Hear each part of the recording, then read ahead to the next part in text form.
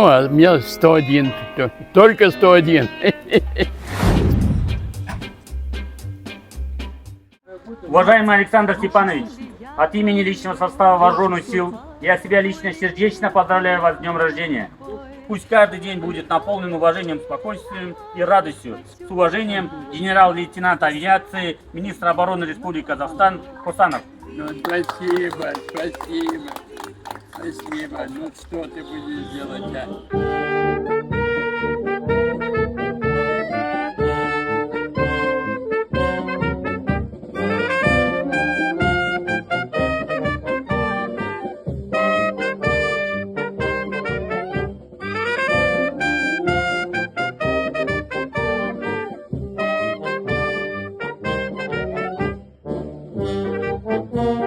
Спасибо, еще раз спасибо.